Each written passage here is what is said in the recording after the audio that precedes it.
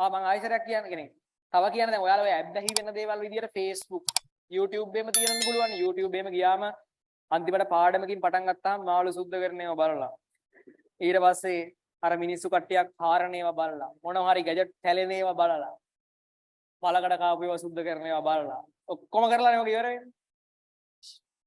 ඒක ඇවිල්ලා සජෙස්ට් ඒ කියන්නේ ඒක ඇවිල්ලා ඇල්ගොරිතම් එකක්. ඔයා මොකද්ද බලන්නේ ඊළඟට ඔයාව YouTube එකේ තියාගන්න පුළුවන් දෙයක් තමයි ඒගොල්ලෝ පෙන්නන්නේ. නිකන් හිතන්න එපා නිකන් මේ කනාවට සජෙස්ට් කරනවා කියන නෑ. කෝටි ගාණක් වියදම් කරනවා ඒගොල්ලෝ ඔයාව YouTube එක ඇතුලේ තියාගන්න. ඒ කියන්නේ ඔයා කියන මිනිස්සයා ඊළඟට වැඩිපුරම බලන්න කැමති මොනවද කියන එක මත සජෙස්ට් ඇල්ගොරිතම් එක වෙනස් වෙනවා. විශේෂයෙන් මේ මට දකින්න විදියට ප්‍රබලම සජෙස්ට් කියන්නේ සජෙෂන් එක ඒ හරියටම එන ඇල්ගොරිතම් එකක් තමයි TikTok කියන එක. ඊට පස්සේ එක දේවල් ටිකක් බලන්න ගත්තට පස්සේ ඒකටම සෙට් වෙනවා ගන්න ටැප් එක. TikTok ඉන්න ළමයි දන්නේ. ඒකටම සෙට් වෙනවා. ඒ කියන්නේ මොකක් හරි දැන් හිතන්න ඔයාලා ඉගෙන ගන්න දෙයක් බලනවා කියලා. ඉගෙන ගන්න දෙයක් නම් ඒකටම ඒ වාව ඒක ඇතුලේ තියාගන්න එන්ගේජින් කන්ටෙන්ට් එකක් ගන්නවා. ඒ කියන්නේ මේක නම් බලන්න ඊළඟට ඔයා ආස දේවල්මයි ආයි පෙන්නන්නේ. ඔයා ඩිෆෙන්ඩර් නම් බලන්නේ. ඔයා ඩිෆෙන්ඩර්ම තමයි ඔයාට පෙන්නන්නේ. ඒ වගේ කන්ටෙන්ට් එකක්. තේරෙනවද කියන්නේ? ඒ වගේ දැන් ඒක YouTube එකෙත් තියෙනවා. TikTok එකේ තමයි ඒක හොඳටම තියෙන්නේ. මම දකින්න විදිය. Facebook එකෙත් තියෙනවා. ඉතින් ඒවැන් ගැලවෙන්න මේ අපේ සාමාන්‍ය මෝඩ මොලේට බෑ. හරිද?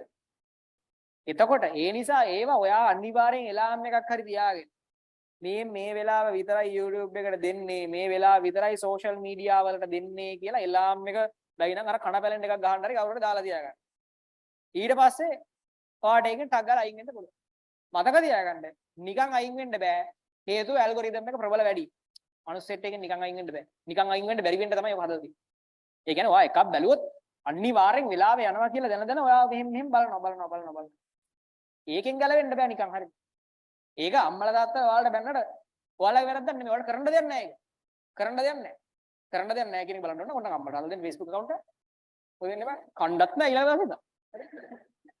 ඊළඟ කණ්ඩත් නැහැ. ඒ කියන්නේ අපිට වඩා ඒගොල්ලන් ඇල්ගොරිතම් එකෙන් අල්ලා ගන්නවා හොඳට. මොකද ඒගොල්ලන්ට ඒක අර එච්චර අත්දැකීමකුත් නැහැනේ. ඇල්ගොරිතම් එකෙන් ඒගොල්ලන් අල්ලා ගත්ත එකක් ගාලා. ඊට පස්සේ ඉතින් උදේම බුදු සරණයි කියලා පෝස්ට් එකක් කරනවා. හරි. එහෙම වෙනවා. ඒ කියන්නේ මේ ඒක ඔයාලට කරන්න පුළුවන් දෙයක් නෙමෙයි. ඉතින් ඒ නිසා හැබැයි ඒකෙන් ඔයාලගේ ජීවිතේට කියලා වෙන්න බෑනේ. අපිට අපේ ජීවිතය ගැන වගකීමක් තියෙනවා. ඒ නිසා අපි සෝෂල් මීඩියා යනවා නම් විනාඩි 40යි නම් පැයයි නම් ඒ බස් එකේ යන පැය විතරයි. නැත්තම් වෙන මොකක් හරි දෙයකට යන පැය විතරයි. ෂුවර් එකටම විතරයි. ඒතන එලාම් එකක් හරි දාලා එතන විතරයි. එච්චරයි ආයි යන්න බෑ. නැතෝ හිතලා ඔක නවත්තන්න බෑ. හිතලා නවත්තන්න කියන්නේ මේ බල ඉන්නකොට දැන් ඇති කියලා නම් ජීවිතේට නවත්තන්න බෑ. ඇති කියලා තිබ්බත් ආයි මෙහෙම නිකන් ෆෝන් එක අතර එනවා. හරි. ඒකෙන් බේරෙන්න හම්බෙන්නේ නැහැ.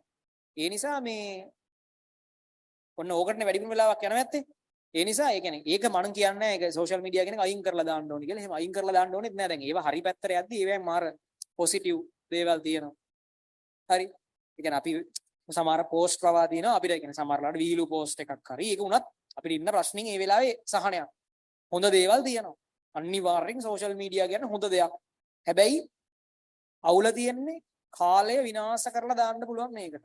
ඒ නිසා හරියට ඉන්නවා නම් නැත්තම් සෝෂල් මීඩියා යන්න එපා. හැබැයි ඉන්නවා නම් YouTube, Facebook, Instagram, TikTok ඉන්නවා නම් Telegram පවා ඉන්නවා නම් Taman දැනගන්න ඕනේ මේ වෙලාව විතරයි මම මේකේ ඉන්නේ. ෂුවර් එකටම එලාම් එකක් හරි වදින්න ඕනේ. එහෙම වුණොත් හරි. ටික දවසක් පුරුදු වුණාම ඕක හරි. නිකන් Taman නිකන් ආයාසයෙන් ඕක අයින් කරන්න යන්න එපා. දැන් Facebook account එකක් තියාගෙන Facebook app එක අයින් කරලා දානවා ඕන ළමයි. ටික දවසකින් browser එකෙන් Facebook කියලා search කරලා Facebook කරනවා. හරිද? හරි. එහෙම අයින් කරන්න බෑ ඕක. හරි. එහෙම අයින් කරන්න බෑ. ඒක තමන් විසින්ම පාලනය කරලා යන්න ඕන. හරි. තමන් විසින්ම පාලනය කරලා යන්න ඕන.